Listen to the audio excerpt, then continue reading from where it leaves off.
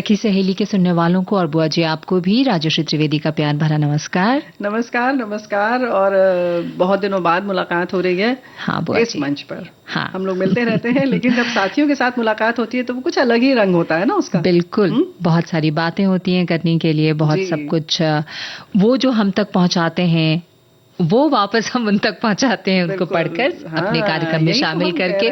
बिल्कुल सही बात है। आज का विषय तो हमारे जो साथी हैं जो देख रहे हैं फेसबुक, उसके माध्यम से तो समझ रहे हैं। कुछ चीजों को मिस कर रहे हैं कि भाई आज व्यंजन नहीं होगा क्या बुआ जी, ये नहीं होगा क्या। लेकिन भाई ये जो है ना, हम अंतर्राष्ट्रीय महिला दिवस जब मनाने जा रहे हैं तो हमने कहा क्यों नहीं आज से हम लोग प्रतिदिन कुछ विशेष किया जाए। बिल्कुल। तो ये विशेष कार्यक्रम है, तो बाकी जो हमारा दिनचर्या वाला है, रोजमर्रा वाली चीजें हैं, उनको बाद में कर लेंगे इत्मीनान से। और क्या है? अपना कार्यक्रम है जी। और इसीलिए आज हमारे साथी भी देखकर खुश होंगे और जानकर भी खुश होंगे कि हमारे देश की पहली महिला फीमेल बैंड, जिन्होंने मतलब नाम ही रखा है मिशन बैंड, यानी कि कुछ मिशन लेकर आई हैं, कुछ उसका लक्ष्य है मेरी जिंदगी। इसकी संचालिका डॉक्टर जया तिवारी से बात करेंगे। एक लंबी सी बातचीत है, तो हमें लगा ये ज्यादा महत्वपूर्ण है। बिल्कुल। और हाँ, और कितनी जो हमारे श्रोता सुनेंगे तो कितनी वैसी बातें सामने आएंगी जो और भी महिलाओं को, लड़कियों को प्रेरित करेंगे कि ऐसा कुछ किया जाना चाहिए।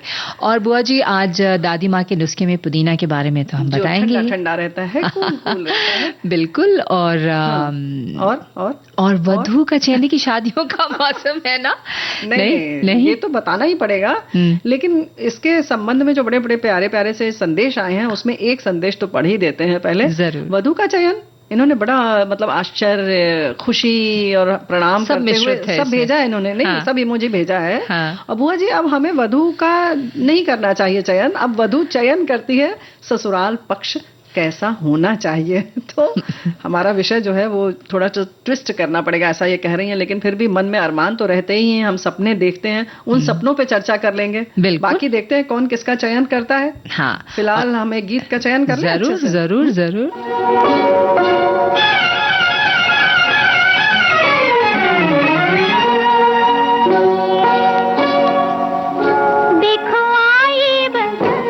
बहार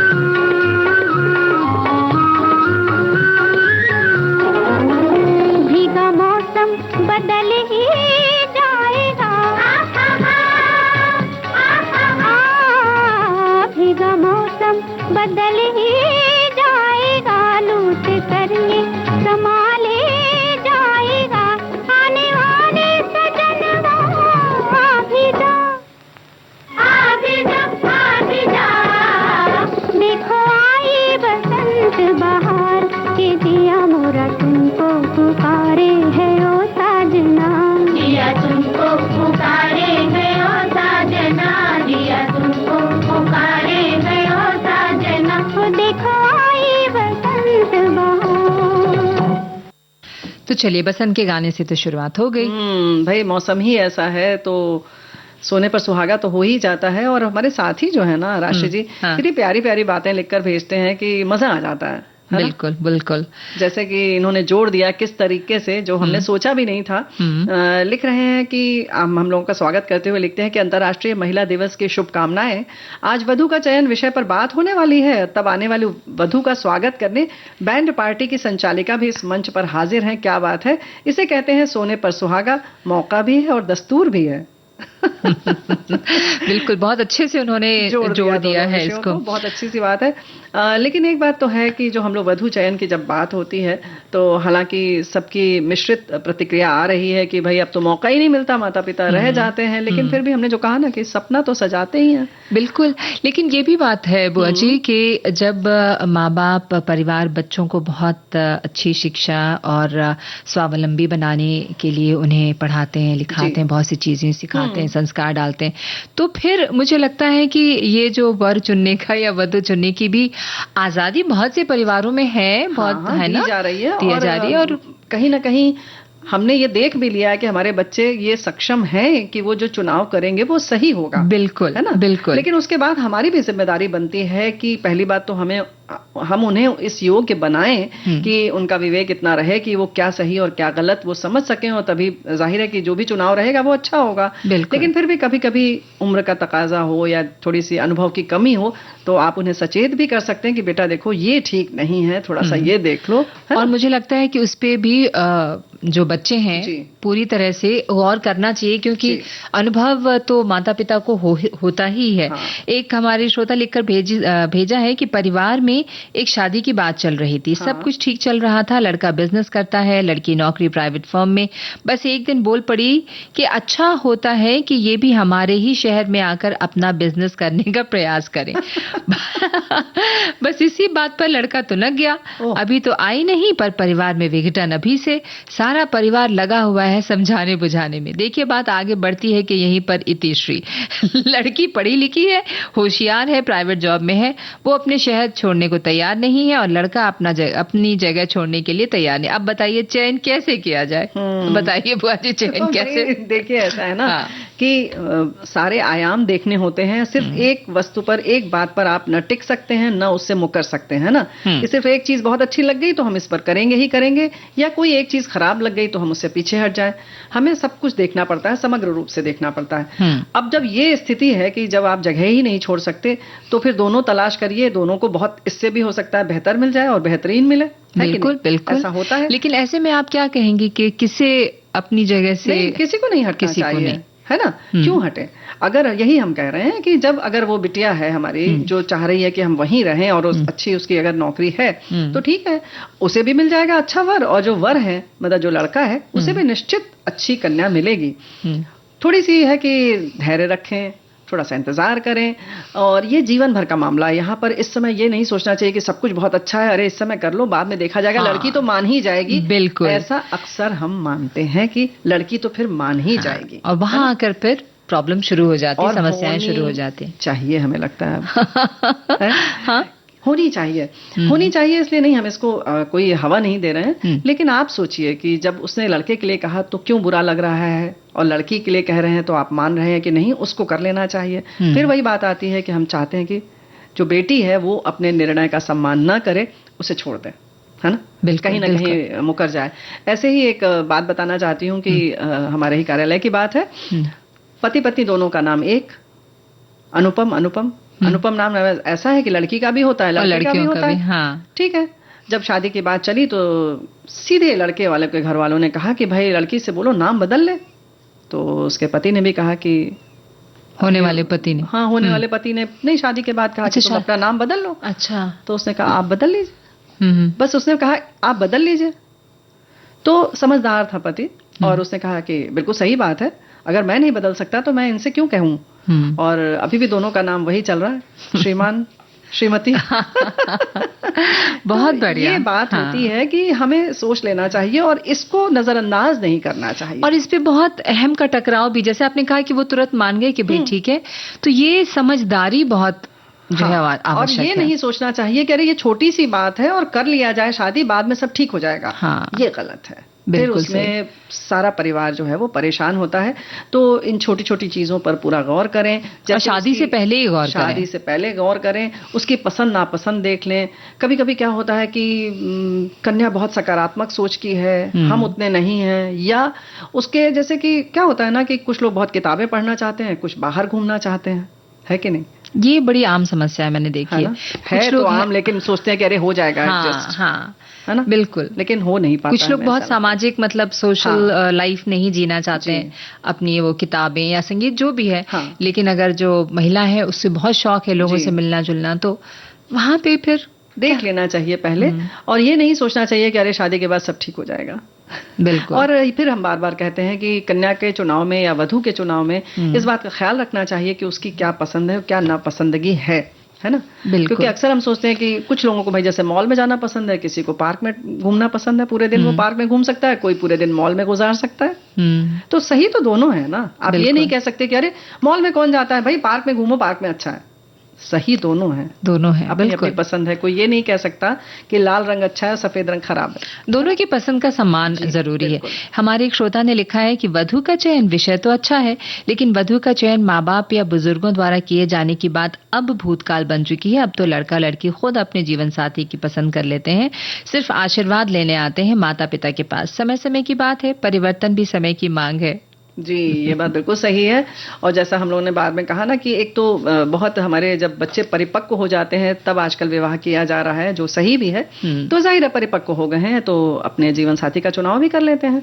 लेकिन फिर भी बातें तो बहुत सारी हैं जो हम लोग कह रहे हैं कि पहनावा ओढ़ावा हर चीज।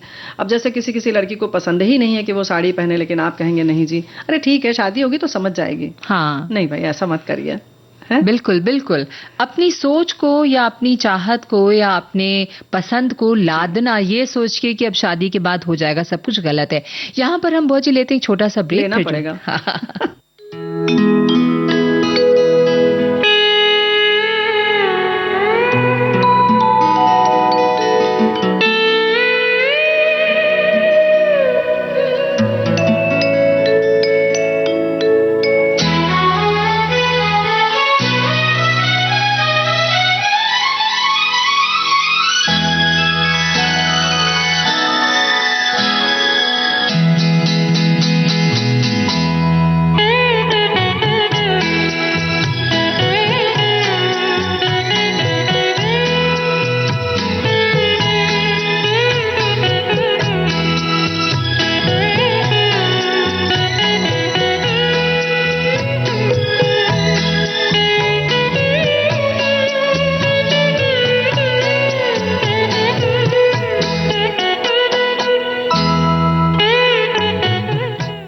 एक बार फिर आपका स्वागत है कार्यक्रम सखी सहेली में।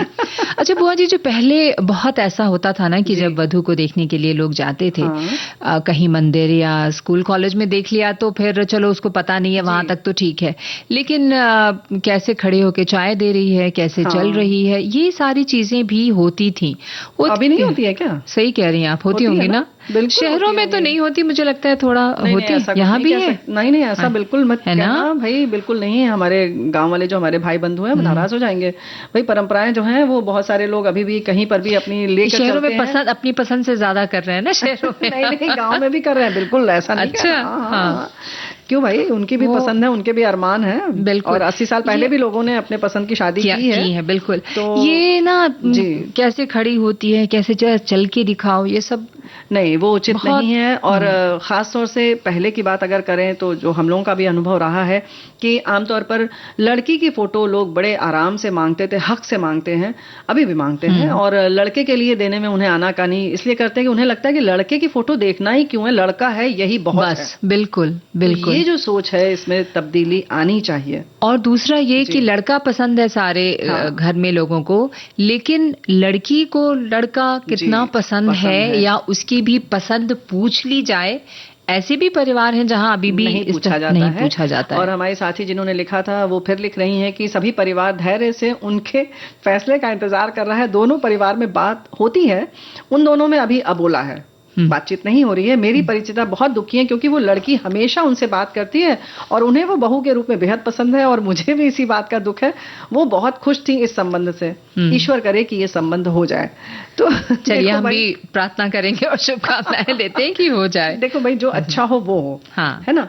अरे भाई, आप उसको बिटिया के रूप में प्यार कीजिए और मान लीजिए कि आपकी कोई और बहू बनेगी, ऐसा भी तो हो सकता है ना। क्योंकि भाई बहू के बारे में, जो लड़की है उसके बारे में थोड़ा सा सोचिए।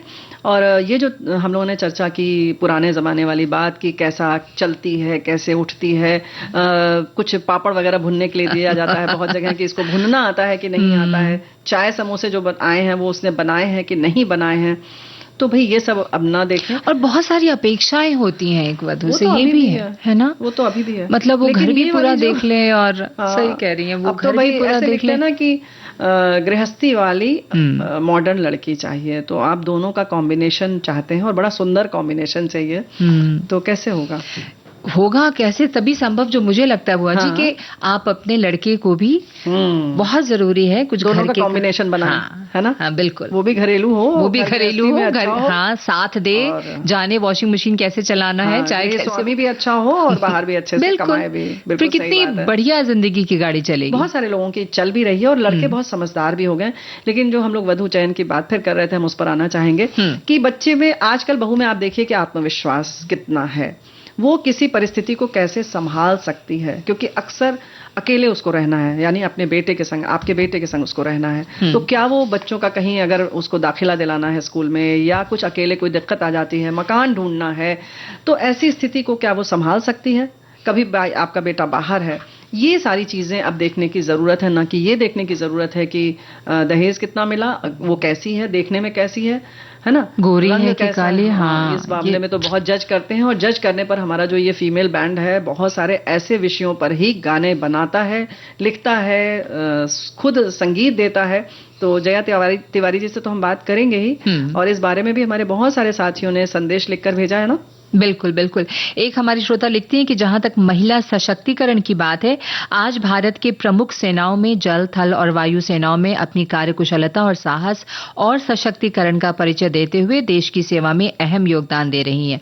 ठीक उसी तरह राज्यों की पुलिस सेवा और प्रशासनिक सेवाओं में राज्यों की विधि व्यवस्था और कानून व्यवस्था को बनाए रखने में अग्रसर भूमिका निभा रही हैं। हमारे राज्य बिहार में महिलाओं को 30% आरक्षण देने से अधिकतर नवयुवतियां और महिलाएं सुदूर गांव में बिना डर भय के बच्चों को स्कूल में शिक्षक पदों पर बहाल होकर उन्हें पढ़ा रही हैं, और पुलिस विभाग में भी भर्ती होकर मर्दों के साथ कदम से कदम मिलाकर राइफल लेकर पैदल मार्च और रात में सुरक्षा प्रहरी का कार्य कर रही हैं। क्या बात है, सुनकर बिल्कुल तबीयत खुश हो गई। और वैसे तो चीजें पता थी, लेकिन फिर भी जब ऐसे सामने आती हैं और इस हम लोगों के माध्यम से करोड़ों हमारे श्रोताओं तक पहुंचती हैं, तो वाकई अच्छा लगता है। हमारे साथी याद दिला रहे हैं कि इस साल के गणतंत्र दिवस की थीम महिलाओं पर आधारित परेड में महिलाओं का अब तक का सबसे अच्छा प्रतिनिधित्व देखने को मिला। परेड की शुरुआत सैन्य बैंड के साथ होती आई है, इसलिए इस बार देश भर की 100 महिला सांस्कृतिक कलाकारों ने पारंपरिक वाद्यों के साथ परेड की शुरुआत की। अक्सर सभी कलाकार और समूह सलामी मंच के सामने अपनी प्रस्तुति देते हैं, लेकिन इस बार एक और नई पहल की गई जिसमें केवल एक समूह ने ही सलामी मंच के सामने अपनी प्रस्तुति दी। तो ये बात है। और हमारे एक साथी जो आज हम लोग कार्यक्रम लेकर हाजिर हैं उसके बारे में भी लिख रही हैं, है ना। हाँ बिल्कुल। मेरी जिंदगी देश की प्रथम महिला बैंड की संचालिका जया तिवारी जी का स्वागत है। सखी सहेली मंच से जोड़ने वाले सभी मित्रों के साथ आदरणीय बहन रेणु चतुर्वेदी और राष्ट्रीय त्रिवेदी जी का भी स्वागत है। शुभकामनाएं देते हुए लिख रहे हैं कि आज वधू का चयन विषय पर बात होने वाली है, और इन्होंने वही लिखा है कि सोने पर सुहागा क्या वाला है। वैसे हमारे साथी बराबर इनकी जानकारी जो है जया तिवारी जी के बारे में हमारे बहुत सारे श्रोताओं ने लिखा है कि जानते हैं सब लोग, और जो विषय होता है उनके गानों का वो बता दें कि बहुत मजेदार होता है। बिल्कुल घर की चीजें होती हैं, हमारी आपकी बातें होंगी उसमें, और वाद्य यंत्र भी जो होते हैं वो भी घरेलू ही होते हैं, यानी रसोई घर से ही जुड़े होते हैं। क्या तो आपको मजा आएगा। लेकिन रसोई घर की बात आ रही है तो पुदीने की तरफ चलेंगे या उसके पहले गीत सुनेंगे? सुन लेते हैं गीत। एक तेरा साथ, एक तेरा साथ हमको दो जहां से प्यारा है। एक तेरा साथ, एक तेरा साथ हमको दो जहां से प्यारा है। तू है तो हर सहारा है, ना मिले संसार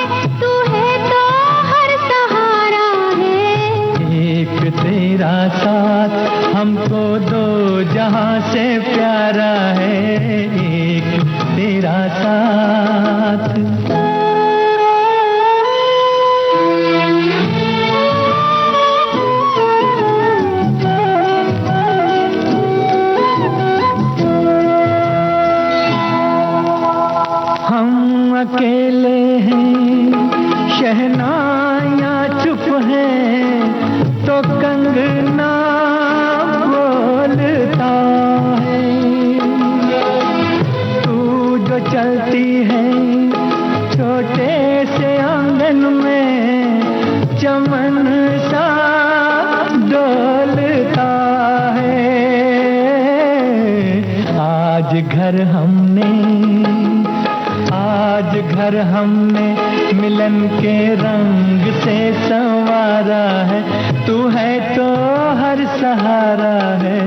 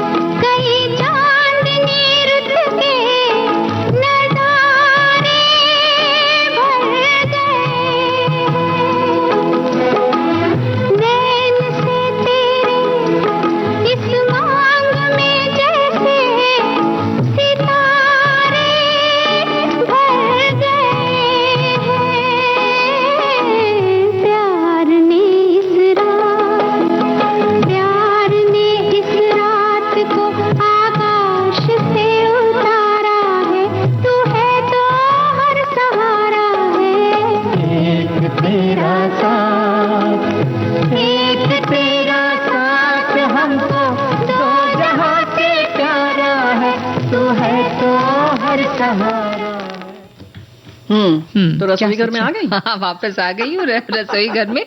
और हमारी श्रोता एक लिखती है कि भाई दादी माँ के नुस्खे में पुदीना तो गर्मी में बहुत मिलते हैं। पुदीने के पत्ते की चटनी बनाकर रोज 1 चम्मच खाने से बीपी कम होता है। पेट के दर्द के लिए ये फायदे करता है, पाचन शक्ति को बढ़ाता है, पेट दर्द से राहत मिलती है। और छोटा चम्मच पुदीने का रस आधे कप गुनगुने पानी के साथ पी लेने से एसिडिटी की समस्या कम हो जाती है। क्या बात है, क्योंकि पुदीने का पानी पीने से जो लाभ मिलता है, क्योंकि उसमें मेंथॉल जो होता है वो पेट की गर्मी शांत करके पेट और सीने की जलन में भी राहत देता है। तो अभी गर्मी आ रही है तो हमारे साथी लेंगे ही लेंगे। पुदीना पानी पीने से शरीर को शीतलता मिलती है और दिन भर शरीर को डिहाइड्रेट रखने में मदद करता है ना। तो हाइड्रेट करता है, बल्कि हाइड्रेट करता है, बिल्कुल। इसलिए नियमित सेवन से पाचन तंत्र मजबूत होता है। पुदीना पानी का रोजाना सेवन से वजन भी कम होता है। शरीर में जो है पानी की कमी ना हो, इसलिए पुदीने का पानी पीते रहना चाहिए। और कुछ नहीं करना होता, पानी की बोतल में बस आप 1-2 स्ट्राइप, मतलब वो पुदीने की पत्ती को लेकर, पत्ती भी नहीं, जैसे वो डंडी के साथ आप डालते हैं तो वो पूरा सत पानी में आ जाता है। बोझे मैं तो पीती हूँ, मुझे बहुत अच्छा लगता है, उसका टेस्ट आ जाता है उसमें। सोचे कि इनको प्यास कम क्यों लगती है, कम क्यों लगती है कि ज्यादा लगती है, ठंडक ठंडक सी रहती है। क्या बात है। नहीं, वो बहुत अच्छा लगता है। आम का पन्ना बनता है, उसमें पुदीना पड़ता है, बहुत फायदेमंद होता है। तो पुदीने का सेवन करना चाहिए। और एंटीबैक्टीरियल और एंटीसेप्टिक गुण होते हैं जो पाचन क्रिया को बेहतर बनाते हैं। एसिडिटी की तो हम बात कर ही रहे हैं, इसके संग संग नाक बंद होने पर पुदीने के पत्ते को सूंघने से फायदा होता है। और क्या एक मिनट, ना तो नाक बंद है तो कैसे सूंघेंगे? अरे क्यों? आप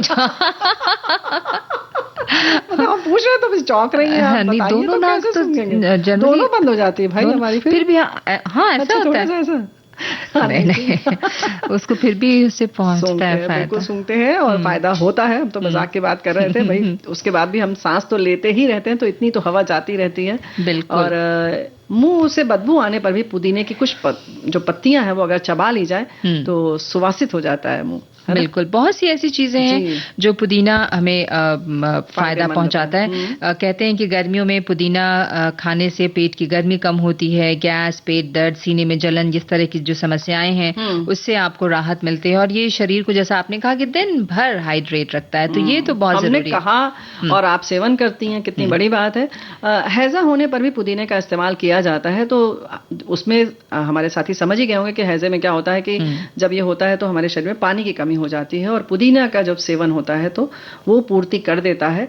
अब जैसे कि बहुत सारी चीजें आ गई हैं, ORS वगैरह, लेकिन पुदीना जो है ये प्राकृतिक है ORS, इसका प्रयोग करना ही चाहिए। और सामान्य तौर पर खाने में स्वाद बहुत बढ़ाता है। अगर आप सिर्फ आलू की सब्जी बना लें और उसमें धनिया की जगह कभी आप पुदीना काट के डालिए, देखिए कितना मजा आता है। अच्छा, ये तो मैंने कभी नहीं ट्राई, ये मैं जरूर करूंगी। पानी में डाल के पी लेंगे तो बचेगा कहाँ से? बचेगा कहाँ से?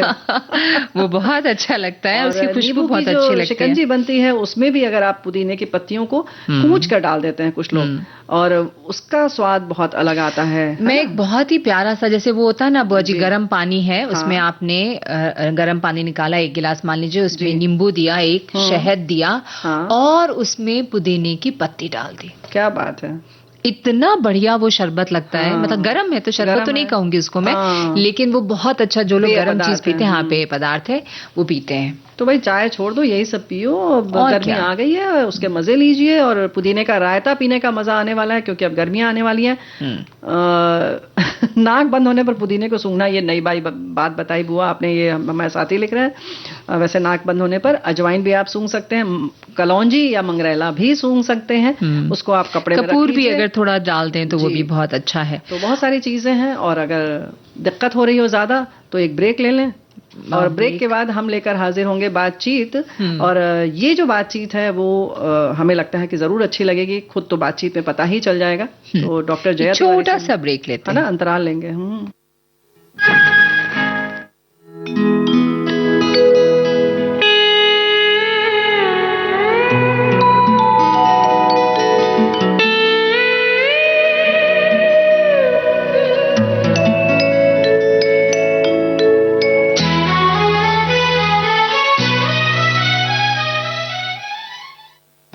तो सुनते हैं अब ये बातचीत बुआ।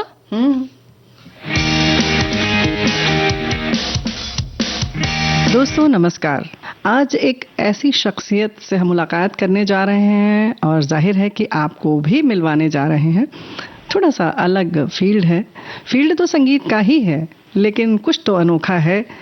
जी हाँ, ये है फीमेल बैंड, और इसमें आगे लगा हुआ है MZ फीमेल बैंड।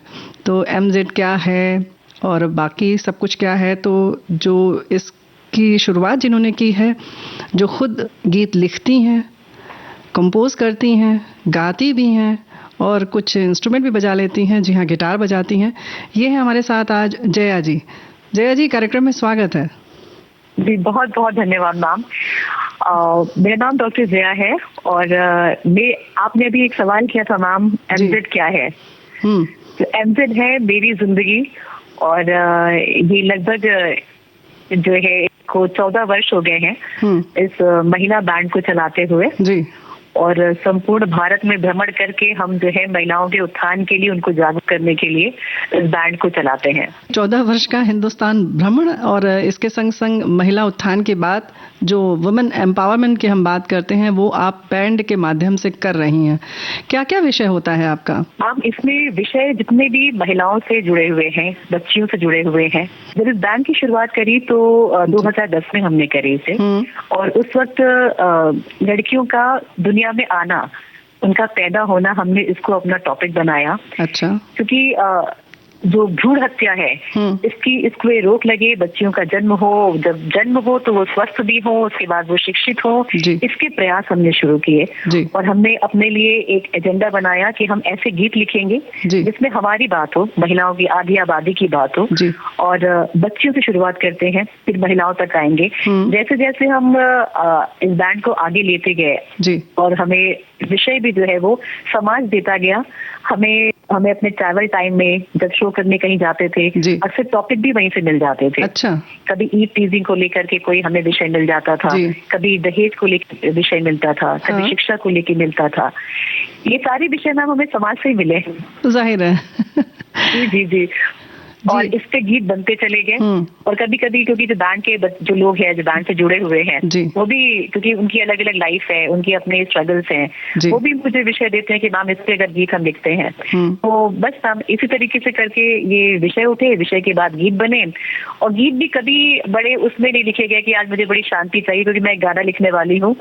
गाने भी जो है वो किचन में कभी बने, कभी झाड़ू पोछा करते हुए बने, कभी ट्रैवल करते हुए बने, कभी कार ड्राइव करते हुए बने। क्या बात है।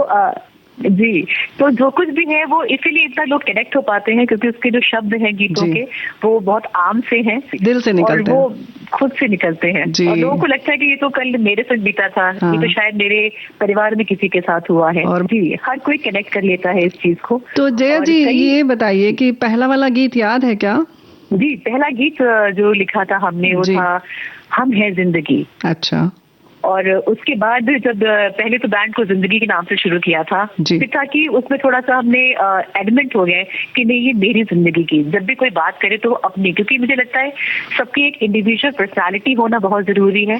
किसी महिला के लिए उसका अपना रूप होना बहुत जरूरी है, अपनी आइडेंटिटी होना बहुत जरूरी है, इसलिए बैंड का नाम मेरी जिंदगी पड़ा।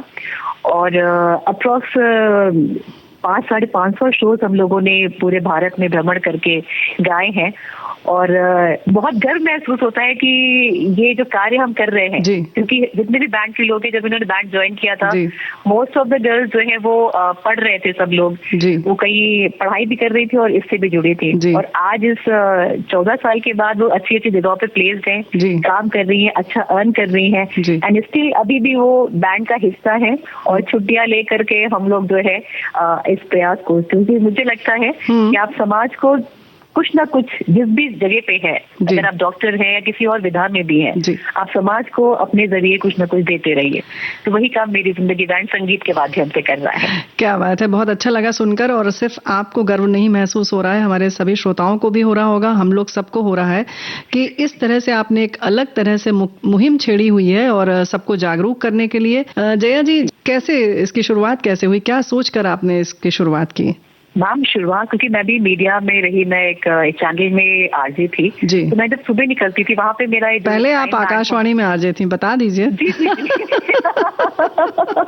मेरी मतलब मेरी जो कर्मस्थली है, मेरा मतलब वहाँ से जहाँ से मैं पैदा हुई हूँ तो वो आकाशवाणी है मैम जी। और उसके बाद जो है जिस चैनल में गई वहाँ मुझे सुबह 4 बजे अपनी ड्यूटी के लिए निकलना पड़ता था जी। तो मैं, क्योंकि मैं बड़ी, जिस घर में मैं पली बड़ी वहाँ बड़ा पैम्पर्ड मुझे रखा गया, बट मुझे सिर्फ चीज जो कचोटती थी कि जो चीज मुझे मिलती है वो बाकी लड़कियों को क्यों नहीं मिलती है, वो आजादी, वो आजाद ख्याल, वो अच्छी सेहत, वो अच्छा खाना, वो अच्छी सोच, वो क्यों नहीं मिल पाती है। तो ये उसी की लड़ाई है। जया जी, जब आप यहाँ पर हम जानना चाहेंगे, जब आप 4 बजे जाती थी प्राइवेट चैनल में, तब आपका विवाह हो चुका था क्या? विवाह हो चुका था जी, मतलब फिर भी आप जा पाती थी? जी जी जी मैम, मैंने कहा कि मैं बहुत ब्लेस्ड हूँ, मुझे चाहे मेरा बैका हो चाहे मेरे ससुराल हो, मुझे बहुत सपोर्ट मिला जी। और बस मैं उसी सपोर्ट के कारण आगे बढ़ पा रही हूँ, वरना जॉब के संग, क्योंकि मेरा एक बेटा भी है, मैंने और उसी दौरान सारे काम हो रहे थे जी। तो अगर परिवार का सपोर्ट ना होता तो शायद ये काम नहीं कर पाती जी।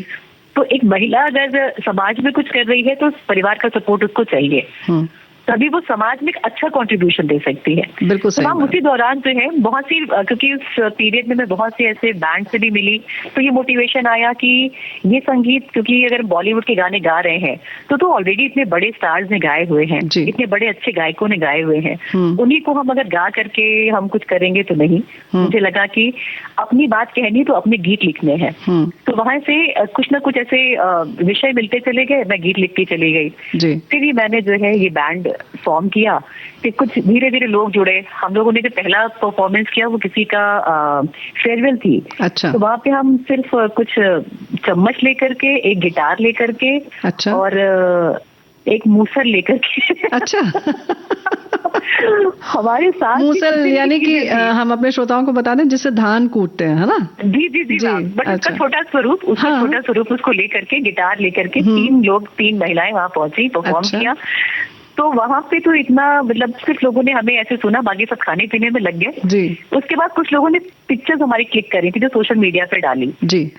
तो वहाँ पे किसी ने देखा तो हमें महिला पुलिस के विभाग से कॉल आया कि एक ऐसा प्रोग्राम है चुप्पी तोड़ो, क्या वहाँ परफॉर्म करेंगे। फिर वहाँ पे हमें मीडिया ने कवर करना शुरू किया। अच्छा। फिर मीडिया ने इतना प्यार, इतना सपोर्ट दिया कि एक महिला बैंड है जो अपनी आवाज उठाता है अपने गानों से, अपने तरीके से, जिसमें वो किचन की चीजें भी यूज करते हैं जी। तो हमने तो थाली, चम्मच, कटोरी, हाँ, वो झाड़ू वाड़ू भी लेके आप लोग करती हैं कुछ, और वो ढक्कन वक्कन पे कुछ बजा के भी कर लेते हैं कुछ जी। तो इन सारे साजों, और फिर जब साड़ी पहन करके, मजेंटा कलर की साड़ी पहन के हम खड़े होते हैं, बहुत गाढ़ा गुलाबी रंग होता है, चटक, बिल्कुल जी, चटक गुलाबी। हाँ, हमसे हम अक्सर लोग पूछते हैं कि इतना चटक गुलाबी पहन करके आप परफॉर्म करते हो, इसके पीछे कोई आपका कोई लक्ष्य है, कोई ऐसा ध्येय है जी? तो हम भी कहते हैं कि सिर्फ जो है पिंक एक महिलाओं के लिए एक कलर सोचा गया, लड़कियों के लिए जी। तो जो पिंक से 2 कदम आगे है वही मजेंटा है और वही हम है। क्या बात। तो बस समाज को, महिलाओं को सिर्फ 2 कदम आगे बढ़ने की सोच से भी, और समाज को भी बदलाव तो चाहिए ही, लेकिन महिलाओं को भी अपने अंदर बहुत सारे चेंजेस लाने हैं। एक सकारात्मक जो है वो पहल है हमारी ओर से, और तो बदलाव लाना है। तो जया जी, यहाँ पर आपका एक गीत हम सुन लेते हैं, फिर आगे बढ़ते हैं।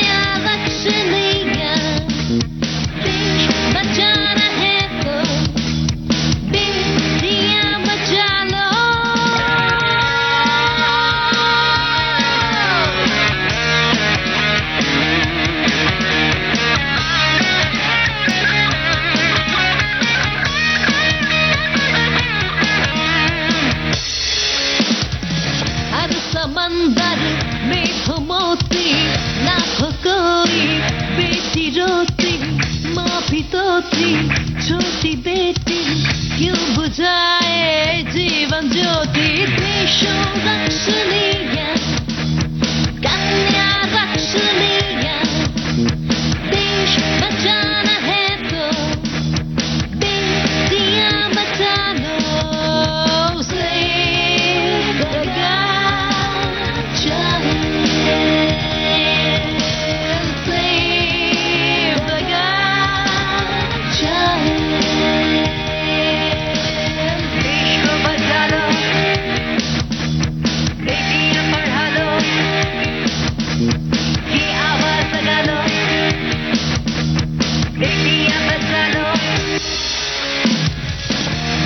को अभिमान बना लो, घर की अपनी शान बना लो, तुम बना लो, वो बना ले, ये बना ले, सब बना ले, देशों रक्षणीय कन्या रक्षणीय, देश बचाना है तो बेटियां बचा लो,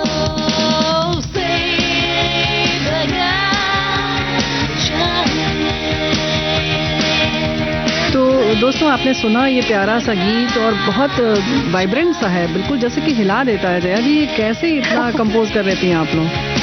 सर, मैंने अभी बताया था आपसे कि जब भी हम गीत लिखते हैं तो वो बड़ी मतलब परिस्थितियां, जैसे कभी मैं सड़क पे जा रही हूँ जी, तो वो जो चीजें हैं, और बीट भी, मतलब जो धुन भी मुझे मिलती है वो वैसे ही मिलती है। हाँ। कि कभी जैसे मान लीजिए चकला बेलन चल रहा है तो वही धुन हो जाती है कि यही रिदम होना चाहिए। अच्छा। और आसपास कभी कुछ होता है, जैसे हम लोगों ने एक उधार लो गाना लिखा था, उधार लो जिंदगी को जीने का नया चश्मा, उधार लो चांद तारे और वो खुला आसमां। क्या बात है। तो ये जो गीत जब गा रहे थे, हम लोग प्रैक्टिस कर रहे थे, तो बाहर एक सड़क पे ही कबाड़ी वाला चिल्ला रहा था, कबाड़ी पेपर। तो इसमें आगे हम लोगों ने यही लाइन लिखी कि जिंदगी बन ना जाए कबाड़ी पेपर। अच्छा।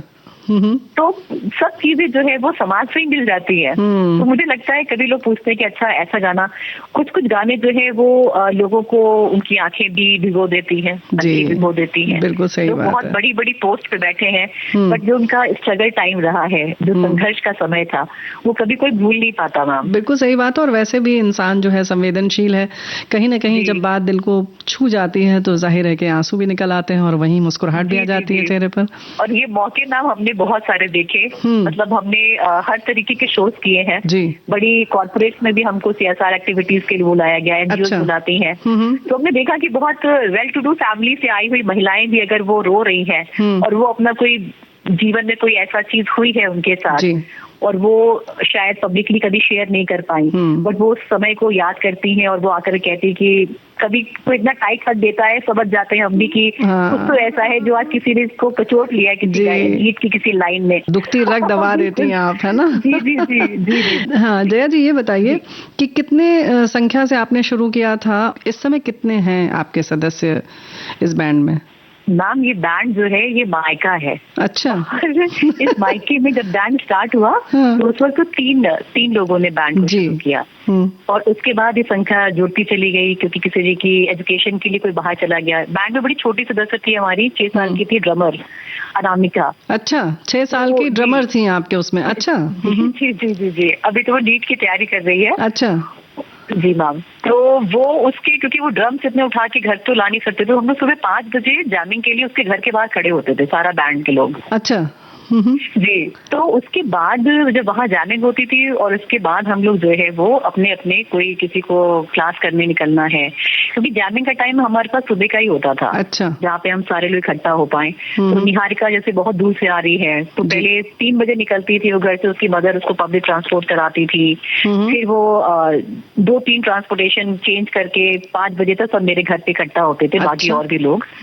तो वहाँ जैमिंग होती थी, 7-7:30 बजे सब लोग अपने अपने कॉलेज के लिए या उसके लिए निकलते थे। अक्सर कभी आसपास पड़ोसी को दिक्कत होती थी जैमिंग में तो हम लोग पार्क में बैठ करके भी सुबह जैमिंग कर लेते थे। ऐसा? तो वहाँ पे कभी मतलब बहुत अच्छे लोग पार्क में हुआ करते थे, कुछ बुजुर्ग वहाँ थे, कोई चाय पिला देता था। अच्छा। कोई जो है वो मक्खन खिला देता था। तो ये भी समय था। तो कभी कभी लोग कहते हैं ये आपका स्ट्रगल टाइम था, तो मुझे लगता है मैम ये हमारा लर्निंग टाइम था। जी। हमने उस समय में जो कुछ सीखा वो आज हमें काम आ रहा है। हमें जितनी हम्बलनेस शायद उस वक्त नहीं रही होगी वो हमने अपने इस पूरे 14 साल में सीखी। क्या बात है। लोगों से जुड़ाव जो है हमने अपने इस दौरान, हम अपने जब इस कार्य के दौरान सीख पाए। हम अगर टोटल अभी जो एक्टर्स जो परफॉर्म कर रहे हैं हम लोग वो 6 लोग हैं। अच्छा, तो कौन कौन से वाद्य यंत्र बजाते हैं आप लोग? इसमें गिटार, ओखल है, कुछ डिब्बियां हैं और जो किचन की डिब्बियां हैं जिसमें हम लोग मसूर और काली मिर्च वगैरह डाल करके भी उसको एज अ परकशन यूज करते हैं। जी जी जी। क्या बात है। और सिंथेसाइजर है, सिंथेसाइजर, चिमटा और ड्रम्स हैं, ये सारे साज है मैम। और जी ढपली है और एक तारा है। ये सारी चीजें हम जैसे अकॉर्डिंग टू कि कभी कभी कुछ शो में कुछ डिमांड होती है, हमारे जो ऑर्गेनाइजर्स हैं कहते हैं कि हमें ऐसे गाने चाहिए, कुछ बहुत ही रूरल जगह पे हो रहा है शो तो वहाँ पे उनको कनेक्टिविटी के लिए।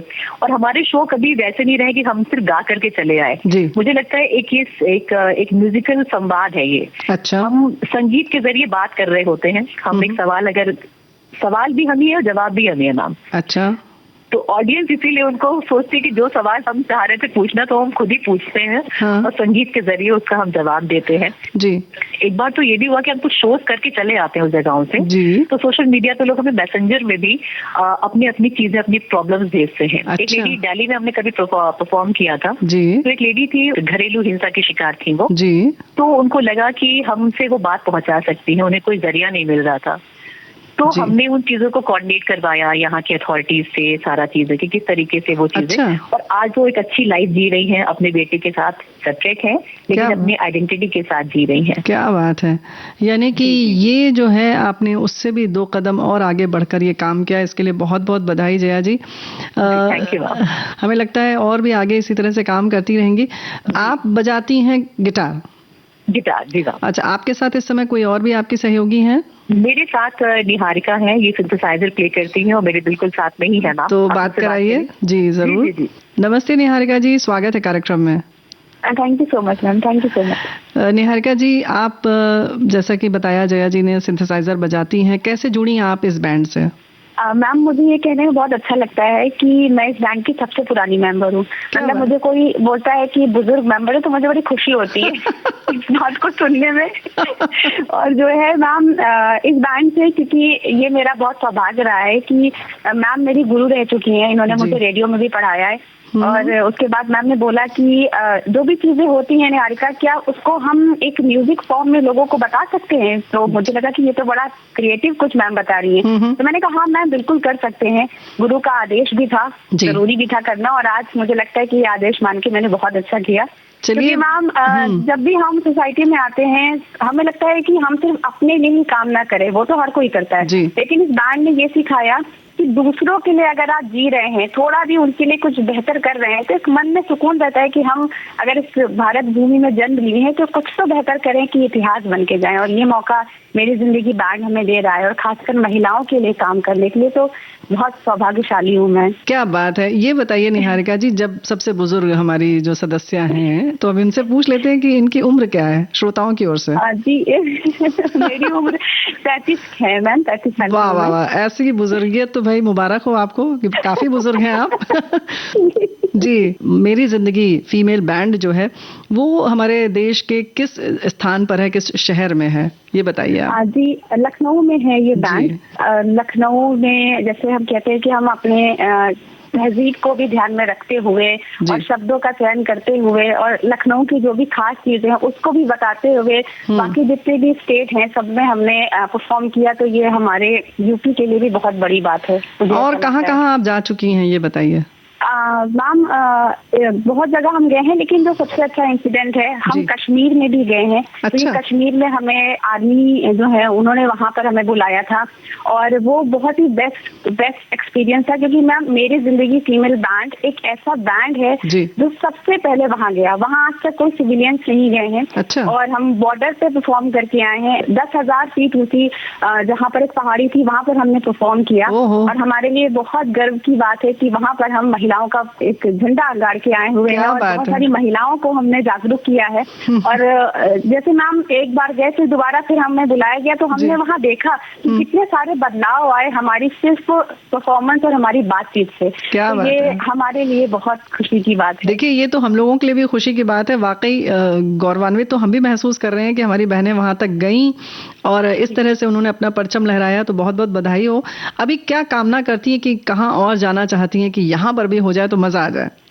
नाम हमें तो लगता है कि पूरे विश्व में मतलब भारत का नाम रोशन होना चाहिए जी। और ये जो यात्रा है ये ऐसे ही चलती रहे, और हम जितनी भी जब तक हर एक महिला जागरूक ना हो, क्योंकि हमें लगता है कि हमारी बात एक महिला बहुत बेहतर तरीके से समझ पाएगी। क्योंकि जैसे मैम ने बोला कि मेरी जिंदगी, मैम ये बैंड सिर्फ हर महिलाओं को नहीं सिखाता बल्कि हमको भी खुद में बहुत कॉन्फिडेंस देता है। हमें लगता है कि नहीं, हमें हर किसी की मदद करनी है, और वो चाहे मेल मेंबर क्यों ना हो, अगर वो दिक्कत में है तो उसकी भी मदद करनी है। हमें ऐसा लगता है कि हम शक्तिमान हैं, हम सब कुछ कर सकते हैं। तो ये अगर बैंड आपके अंदर कॉन्फिडेंस दे रहा है तो मुझे लग रहा है कि इससे बेस्ट और कोई साथी हो ही नहीं सकता। क्या बात है निहारिका जी, आपकी ये बात बहुत अच्छी लगी, और हमारे श्रोता भाइयों को भी बहुत अच्छी लगी होगी कि हाँ, पुरुष भी अगर परेशानी में हो तो उनके लिए भी है। क्योंकि आमतौर पर जब हम वुमेन एक्टिविस्ट जब होती हैं या ऐसी महिलाएं जब होती हैं तो ऐसा लगता है कि नारी सशक्तिकरण वाली सारी जो बहनें हमारी वो पुरुष विरोधी हैं। तो भाई ऐसा नहीं है ना? नहीं मैम, बिल्कुल भी नहीं है। मेरी जिंदगी बैंड, और जिंदगी में तो किसी के साथ कुछ भी हो सकता है। एंड जैसे मैम अक्सर कहती हैं जब उनसे ये कोई पूछता है कि हमारे लाइफ में जितने भी मेल मेंबर हैं उन्होंने ही हमें आगे बढ़ने का प्रोत्साहन दिया, चाहे हमारे पिताजी हो, मैम के हस्बैंड हो या किसी के भाई हो, तो वो ही हमें आगे पुश करते हैं, आगे बढ़ाते हैं, और हम एक बेहतर लाइफ भी जी पा रहे हैं। और बहुत सारी महिलाएं हैं जो हमारे कार्यक्रम में आती हैं, वो अपने हस्बैंड के साथ ही आती हैं। तो मतलब ऐसा कुछ भी नहीं है। हाँ, बस ये है कि हम अपनी बात कहते हैं, हमारी जो बात है। क्योंकि एक बात मैम अक्सर कहती है मैम, जो मैं यहाँ कोट करना चाहूंगी, कि हम अपनी तारीफ कर रहे हैं, इसका मतलब ये नहीं कि हम सामने वाले की बुराई कर रहे हैं। जी, ये बात बिल्कुल सही है। धन्यवाद निहारिका जी, बहुत बहुत धन्यवाद। लड़कपन भूल चली हूँ मैं, समर्पण की गली हूँ मैं। लड़कपन भूल चली हूँ मैं, समर्पण की गली हूँ मैं हूँ भोला सा एक चेहरा, कहे सब मैं तो पगली हूँ। लड़कपन भूल चली हूँ मैं।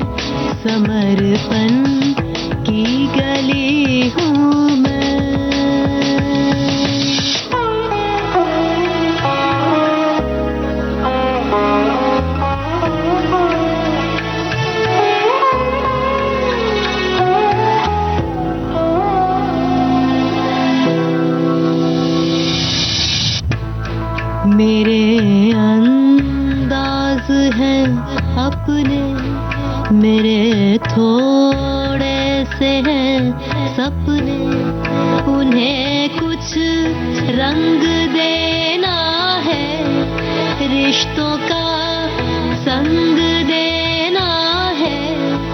मैं हूँ उम्मीद की डोरी लाडली, घर की मैं छोरी, लड़कपन भूल चली हूँ मैं, समर्पण की गली हूँ मैं।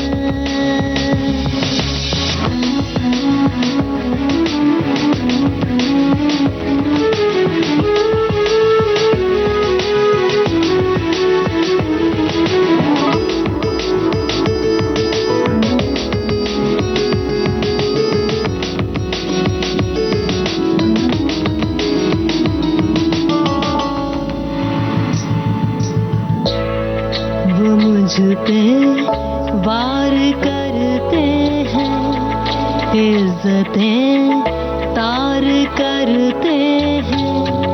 वो मुझ पे वार करते हैं, इज्जतें तार करते हैं। उन्हें भी कुछ तो कहना है, नहीं अब चुप यूं रहना है।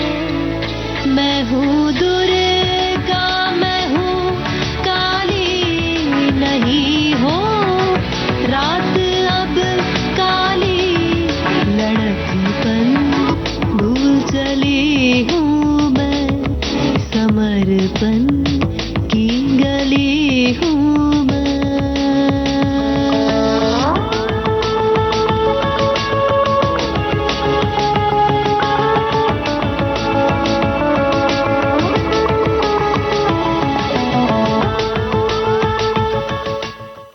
अभी आप प्रदेश की पहली महिला बैंड की संचालिका जया तिवारी से बातचीत सुन रहे थे। कल और भी बातचीत सुनेंगे, इसका भाग दूसरा होगा। जी हाँ, और हमारे साथी लिख रहे हैं, एक तेरा साथ हमको दो जहां से प्यारा है, विविध भारती के लिए लिखते हैं। इसी के साथ कार्यक्रम समाप्त होता है। बुआ जी आपको भी नमस्कार, हमारे श्रोताओं को भी नमस्कार।